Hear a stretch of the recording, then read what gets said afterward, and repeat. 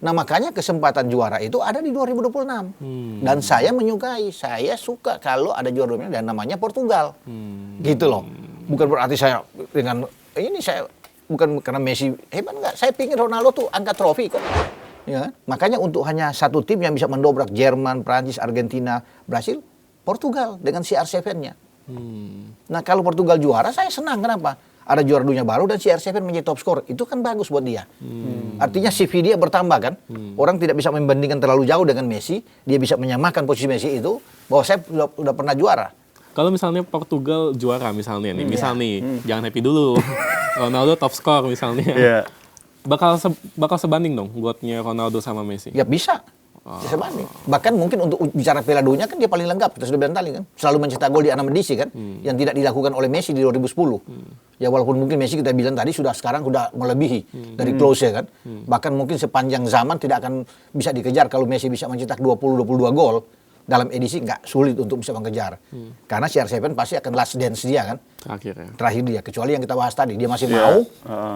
Karena tuan rumah kan. 2030. Ini buat tuan rumah nih. Gue main. Udah lu mau kasih main 15 menit nggak apa-apa. Yang penting gue ada maskotnya.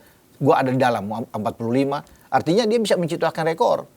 Kalau sekarang kan di Piala Dunia kan rekor tertua itu adalah pemain kiper Scotland kan. Greg Gordon kan. 43. Nah sekarang CR7 bisa membuat, kalau dia 45 satu-satunya pemain paling tua yang di Piala Dunia ketika sepanjang sejarah tuh. Sepanjang sejarah tidak mungkin dipecahkan. Seorang Messi pun nggak akan pecahkan. Dan dia berada di sana karena dia ingin untuk juara. Cuma dengan generasi pada saat 4 tahun depan kita kan masih menjadi tanda tanya. Apakah Portugal akan juara? Belum tentu. Walaupun mereka tuan rumah. Karena kan komposisi pemain akan berubah. Tidak akan sama. Mungkin saja Bernardo Silva sudah mundur. Bruno Fernandes sudah nggak ada. Ruben Dias sudah nggak ada. Banyak. Kita hanya bisa melihat mungkin Felix, Joao Neves, ya kan, Vitinha bisa aja kan, kita bisa. Leo mungkin hanya gitu-gitu, tapi yang lain kita nggak tahu. Nah makanya kesempatan juara itu ada di 2026. Dan saya menyukai, saya suka kalau ada juara dunia dan namanya Portugal. Gitu loh. Bukan berarti saya dengan ini saya bukan karena Messi hebat enggak. Saya pingin Ronaldo tuh angkat trofi kok.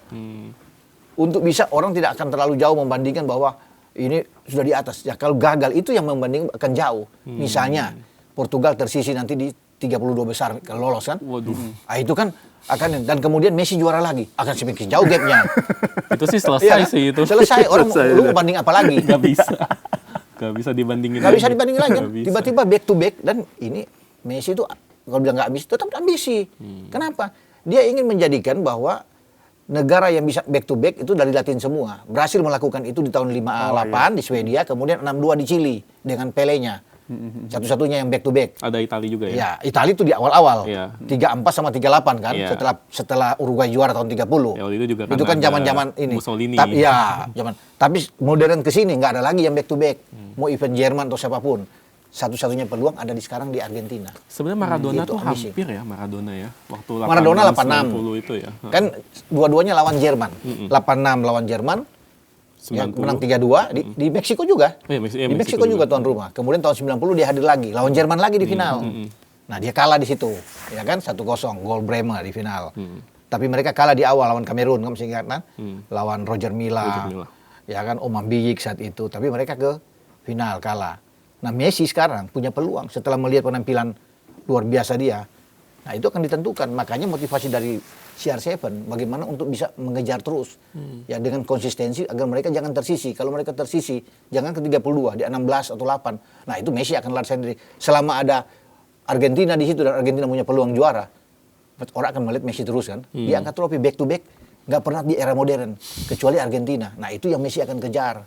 Makanya untuk memutuskan ambisi itu, CR7 lah yang satu-satunya orang yang bisa menghalangi itu dengan generasi emas Portugal saat ini. Wah, gitu loh. Ini harus dihentikan sama Ronaldo. Gitu, menurut saya gitu. Makanya saya bilang, saya suka kalau ada juara dunia baru yang namanya Portugal. Dan CR7 bisa menjadi top skor. Kalau Portugal ke final, saya yakin Ronaldo akan top skor. Oh iya. Karena match-nya makin banyak. Kan? Ya kan? Apalagi kan Messi terhenti misalnya di 8 atau 16. Kesempatan Ronaldo.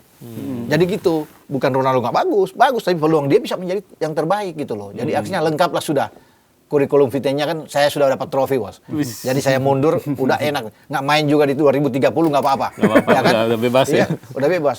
Bahkan mungkin kalau dia ikut kepelatihan, abis dia pensiun ini, dia bisa menangani Portugal. Timnas top. Oh iya. Jadi pelatih. Iya kan? Abis ini dia ambil lisensi, license UEFA Pro.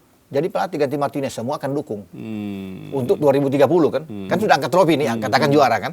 Berarti dia sudah mengikuti apa yang dilakukan oleh Didier Deschamps. Ya, sebagai pemain juara 98, kemudian di 2018 juara kan. Sudah dilakukan. Oh, ya. Mario Zagallo juga dengan Brasil kan. Ya.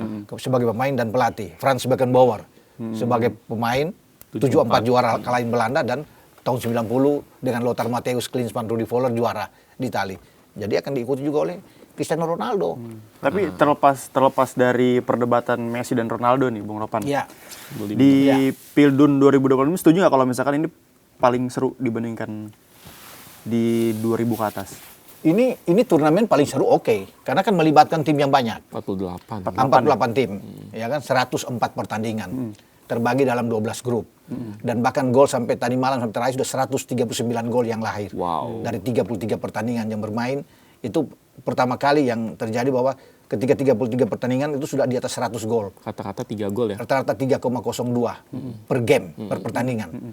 Jadi kelihatan di situ kan bahwa Piala Dunia ini memang lah, bagus dalam persaingan. Jadi untuk bisa mencapai 100 gol dalam 33 pertandingan sulit ya, tapi Piala Dunia ini kan luar biasa.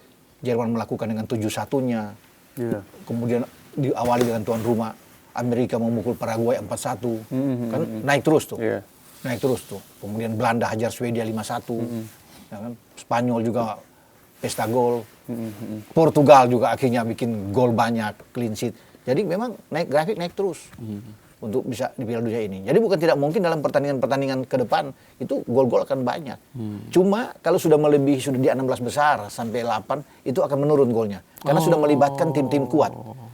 Kalau sesama Prancis, Jerman katakan di 16 besar ketemu nih, tidak akan mungkin di atas 3 gol. Berarti bakal kering ya ini ya? Kering. Artinya 1-0, 2-1. Kan 2-2 kan. Paling beberapa match aja kayak waktu 2014 tuh yang Brazil dibantai Jerman. Nah, itu kan pengecualian kan, orang juga nggak susah untuk dipikirkan itu nggak mungkin. Dia tiba-tiba banjir bandang nih tiba-tiba. Untuk mengalahkan Brasil di kandang, jangankan di kandang, di luar kandang, mengalahkan Brasil di atas 3 gol itu sulit.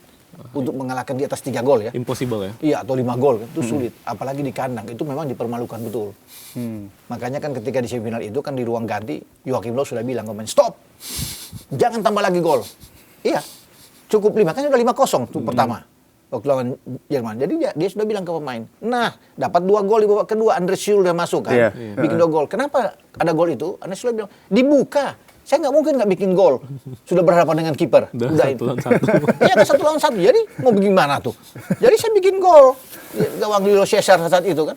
Jadi waktu itu kan ditanya sama, kenapa lo masih bikin gol? Kan saya udah bilang cukup 5. Itu di ruang ganti babak pertama. Jangan lagi mempermalukan, ini satu stadion mereka itu menangis semua tuh.